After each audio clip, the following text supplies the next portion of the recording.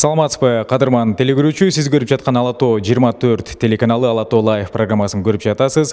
Кызматта Амантур Төрөбаев, оператор Азамат Кыдыр Токтоев. Кыргызстанда сот реформасын жүргүзүү, учурдун талабы дешет адистер, судьяларды тандоо, калыстыкка жетишүү, тиешелүү мыйзамдар менен камсыз кылуу максаттары ишке ашуудабы? Тиешелүү суроолорго жооп алуу үчүн жогорку соттун төрагасы Замирбек Базарбеков менен маектешели деп турабыз. Замирбек Курамаевич, саламатсызбы, кутмандуу күнүңүз менен. Мынакей сот системасын өзгөртүү жөнөкөй жарандардан баштап адистерге чейин айтып атышат. Учурдун талабы деп, бул жаатта иштер кандай жүргүзүлүүдө азыркы тапта? Рахмат. Так, эми бизде сот реформасы боюнча мурдадагы өзүмдүн кайрылуумда сөзүмдө айтып кеттим эле. Сот реформасы жүрбөй жатат деп көпчүлүк коомчулукта да сөз болуп келатат. Бирок мен бул мындай пикирлерге кошула албайт элем. Анткени сот реформасы жүрүп жатат. Өзүңүздөргө белгилүү болгондой, биринчи сот реформасынын биринчи кадамы бул сотторду материалдык жактан камсыздандыруу. Алар башкы маселе, эмгек маяналарын, айлыктарын көбөйтүү деген талап коюлган. Мына ошол талапты биздин мамлекеттик тарабынан колдоого алынып, соттордун айлыктары көтөрүлдү, жогорулады. Соттордун эле эмес, ошо сотто иштеп аткан аппарат кызматкерлеринин дагы айлыктары көбөйтүлдү. Бул сот реформасынын биринчи кадамы болуп саналат. Ал эми экинчи кадамы болсо сотторду ротациялоо, то есть бир орунда көп жылдар бою 20 жыл, 30 жыл, же болбосо 15 жылдан ашык иштеп койгондорду өзүнүн туулуп өскөн жеринде иштеген судьялар бар экен, ушулардын баарын тең котордук. Түндүктөн түштүккө, түштүктөн түндүккө которуп, азыркы учурда ротация өзүнүн жемишин берип жатат. Үчүнчүсү болсо, муну биз ачык айтып талап кылдык. Бул өтө оор кадамдардын бири. Бул соттордун ишинин сапатын жогорулатуу. Сапатын жогорулатуу менен элдердин ишенимин арттыруу болгон. Бул бир күндүк же болбосо кыска убакытта боло турган сот реформасынын кадамы эмес. Бул көптөгөн убакыттарды, көптөгөн түйшүктүү эмгектерди талап кыла турган кадам болуп саналат. Азыркы учурда ушул соттордун иштеринин сапатын жогорулатуу боюнча иштеп жатабыз. Бул объективдүү, субъективдүү көптөгөн кырдаалдарга тиешелүү болот. Ошол эле учурда калыстыкка жетишүү үчүн кандай мыйзамдарды киргизиш керек реформа жаатында, мынакей иштер алкагында жүрсө керек, Ооба, соттордун ошол реформасы ишин ашырууда мен ушуну баса айткым келет башында. Бул жалгыз сотторго тиешелүү эмес. Бул мамлекеттик деңгээлде и ошону менен бирге коомчулуктун колдоосу менен, жардамы менен боло турган реформа болуп саналат. Анан сот реформасы десе эле ушу соттордун өзүнө коюп койгон болбой калат. Ошон үчүн мен ойлойм, сот реформасын биздин ушул эл коомчулукта колдош керек. Мына бүгүн сот реформасы боюнча мен сиздерге ачык эле айтайын. Бүгүн ошол коомчулуктан бир топ адамдар келип кетишти, эртең менен магачы.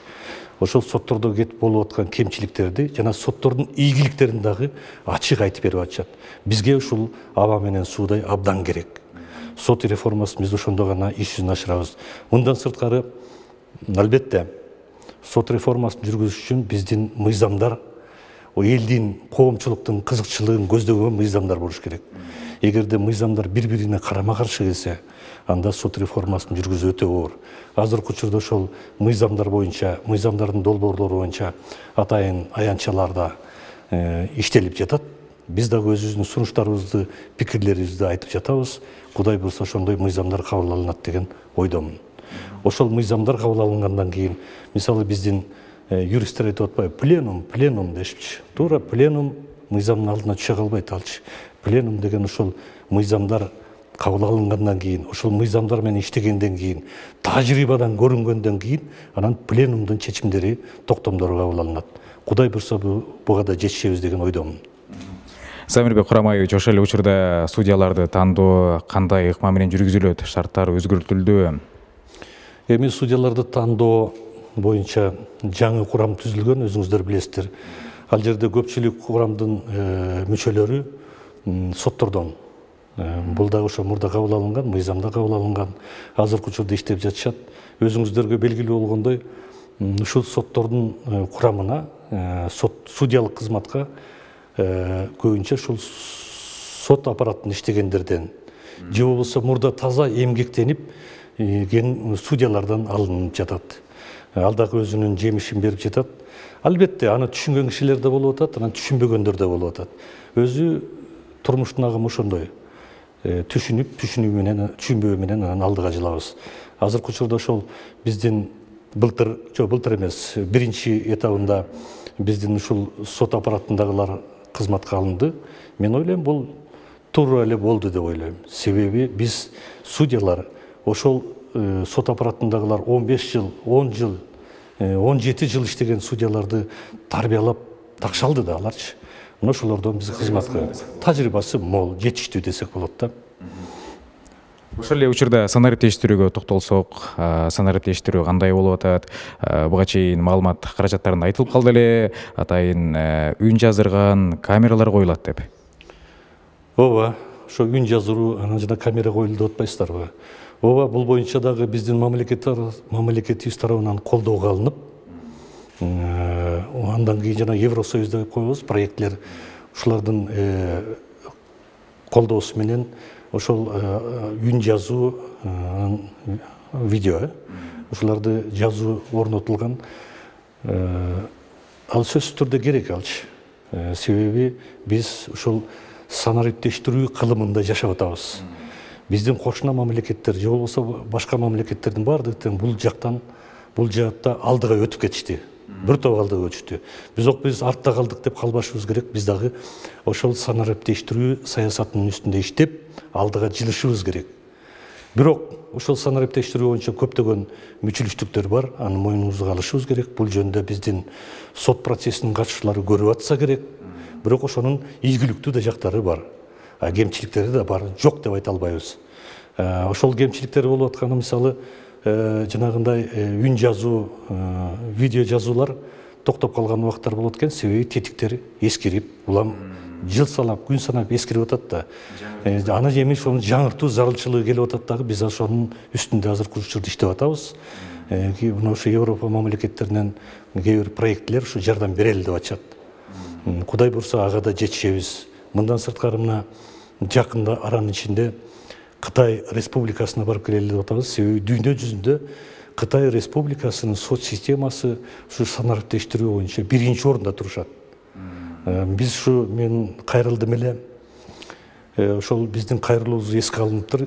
Мына октябрь айында Кытай Республикасы чакырып атышат. Эми ошол жерге барып, ачык тажрыйба алышып, түшүнгөн судьяларды, түшүнгөн аппарат кызматкерлеринин менен чогуу барып көрүп келели деп атабыз. Ошол жерден ачык эле айтайын деп атам, бизге жардам бериңиздер депчи. Кытай мамлекети өтө кубаттуу мамлекет, экономикасы өнүгүп аткан мамлекет. Анан ушулардан биз тажрыйба алышып, алдыга жылышыбыз керек. Колду кушуруп отурганга убакыт жок. Эгерде биз убакыттан тура турган болсок, убакыт бизди жазалайт. Ошон үчүн ар бир убакытты үнөмдүү пайдаланганга аракет кылып жатабыз. Анан мына дагы мен кайра ушул өзүмдүн кесиптештериме кайрылып жатам. Расмий түрдө кайрылып атам. Мына кече жакында да уксаңыздар керек, мен кайрадан кайрылуу жасадым. Эскертем мен сиздерге депчи. Эскертемин деп. Себеби бул эскертүү президент тарабынан талап коюлуп айтылып жатат. Президентибиз өтө кабатыр болуу менен, капа болуу менен айтып атат. Албетте бардык сотторду мен жамандай албайм дейт. Бирок ошо соттордун арасындагы кээ бир сотторуңуздар, судьяларыңыздар пара алуу менен далалат кылып аракеттенип жатышат дейт. Мен ошону эске алып туруп, ошо бүтүндөй кесиптештериме кайрылуу жасадым. Аны ачыкка чыгарып, бүтүндөй калайык калкка, элге, журтка да билдирип атам. Эми ошонун ичинен бага түшүнгөндөр бар экен, түшүнбөгөндөр бар экен. Бул Базарбеков деген жогорку соттун төрагасы алсырап калды, бул колунан келбей жатат, жалдырап атат дейт экен да. Мен эч убакта жалдырбайм, жалбарбайм. Бул мыйзамдын талабы, бул элдин үнү. Мен ошо элдин үнүн жеткизип сотторду эскертип жатам. Мен жалдырап же чочулай турган эчтекем жок менинчи. Төмөндө айтып калдыңыз, катуу жазаланат деп. Ошол эле учурда мынакей коррупциялык көрүнүштөр дагы жок эмес десек болот. Бул жаатта кандай жазаланат? Мисалы, судьялар жакында эле канча миң доллар алып кармалды. Мына ушундай ыплас көрүнүштөр, мыйзам бузуучулуктар кездешүүдө. Мындай ыплас иштерди биз жашырбашыбыз керек. баягы орны жашырсаң өлүм ашкере кылат дейт го кыргыздачы. Ошон үчүн биз өзүбүздүн кемчилигибиздин үстүнөн иштешибиз керек. Кемчилигибизди таап ачыкка чыгып атса, эмне үчүн биз аларды коргошубуз керек. Андай сотторду биз эч убакта коргобойбуз. Туура ошондойлор болуп атат. Алардын көпчүлүгүн мен өз каалоосу менен кетирип атам. Өз каалоосу менен жумуштан кеткенден кийин укук коргоо органдарынын укугу ошолордун үстүнөн кылмыш иш козгойбу, сотко өткөзөбү, өткөзбөбү, ал калганы ошол укук коргоо органдарынын милдети болуп саналат. Мен көпчүлүгүн азыркыга чейин чакырып келип сурап, өздөрү моюндарына алышат. Анда эмесе өз каалооңуз менен кетиңиз, ушу актай албагандан кийин деп кетирип атабыз. Албетте бу дагы катуу болсо керек, алардын дагы үй бүлөсү, бала чакасы бар. Бирок мыйзамдын талабы, элдин талабы ошол эмеспи? Ошон үчүн биз ушундай катуу кадамдарга барып жатабыз. Ошол эле учурда башка мамлекеттерде ушундай коррупциялык элементтер менен кармалган судьялар болобу, башка атка минерлер болобу, баардык ранг чиндеринен айрылат эмеспи? Бул жаатта кандай болот? Бизде да ошондой, бизде да ошол наамдарынан, чиндеринен, кызмат ордуларынан айрылышат. Алар кызмат орду чиндеринен эле эмес, эркинен айрылышат. Ошол эле учурда мынакей аймактарда сот үйлөрү ачылып атат. Бул жаатта иштер кандай жүргүзүлүп атат? Айта кетсеңиз. Рахмат.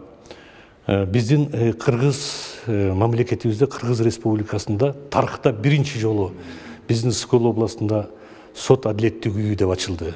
Мына ушул сот адилеттик үйүндө баардык соттор ошол бир имараттын ичинде орун алышкан. Баардык соттор ошол жерде имараттын ичинде орун алышкан. Ошол менен иш бир топ жеңил деп атат. Себеби бул биздин атуулдар үчүн жеңил болот экен, коомчулук үчүн оңой болот экен. Бюрократиялык нерселер азаят. Бюрократиялык нерселер да азаят, жанагындай материалдык чыгымдар дагы азаят экен да. Ошо менен алар бир адилеттик үйүнүн ичинде иштеп атышат. Аны дагы өзүнүн жемишин берип атат.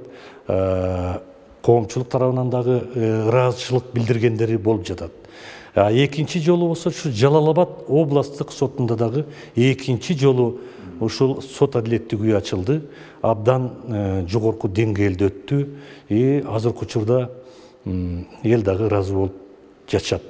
Ушул ачылыштарда биздин мамлекет башчыбыз Жапаров Садыр Нуркожоевич экөөндө тең өзү катышып, өзүнүн каалоо тилектерин, пикирин, талаптарын коюп айтып берди.